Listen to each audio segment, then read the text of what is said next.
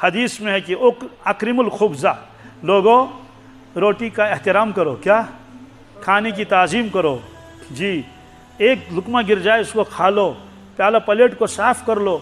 ترمذی شریف میں روایت ہے جو شخص پیالہ اور پلیٹ صاف کر لیتا ہے، انگلیوں کو چاٹتا ہے، تو پیالہ اور وہ پلیٹ وہ اس کو دعائیں دیتا ہے، کیا جی اسے کہتا ہے کہ آتقک اللہ من النار کما آتقتنی من الشیطان، اللہ تعالیٰ تجھ کو دوزخ کے آگ سے نجات دے جیسے تو نے مجھے شیطان سے بچایا۔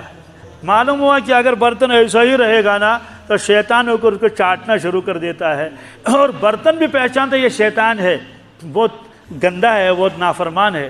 اس لیے کبھی بھی اپنے پیالے اور پلیٹ کو ایسے نہیں چھوڑنا چاہیے، جو پورا صاف کرنا چاہیے۔ اور حضرت عائشہ صدیقہ رضی اللہ تعالیٰ عنہ فرماتی ہیں جب مہمان کھانا کھاتے تھے اور انہی کے ساتھ آپ صلی اللہ علیہ وسلم بھی کھانا تناول فرماتے تھے، کوئی الگ سے پلیٹ آپ کے لیے نہیں تھا، کیا بادشاہوں کی طرح نہیں، بس جو پلیٹ سامنے آیا کھا لیا۔ ورنہ ہمارے یہاں پلیٹ الگ ہوتا ہے نا، بھائی یہ تو ابو جی کا پلیٹ ہے، اس پر کوئی نہ کھائے، یہ لڑائیاں ہو جائیں گی، میرے پلیٹ میں کس نے کھایا؟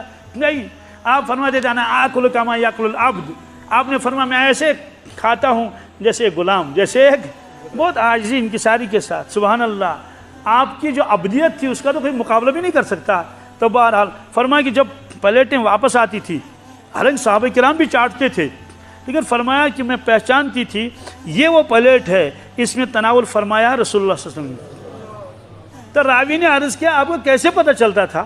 کہ وہ تو کھانا باہر کھاتے تھے نا اس میں برآمدے میں، کہا ان تمام پلیٹوں میں سب سے زیادہ پلیٹ جو صاف ہوتا تھا، بالکل کچھ بھی اس میں لکھا ہوا نہیں، ایسا لگتا تھا جیسے کھایا ہی نہیں، جیسے یا دھلا ہوا ہے، وہ پلیٹ ہوتا تھا رسول اللہ صلی اللہ علیہ وسلم کا۔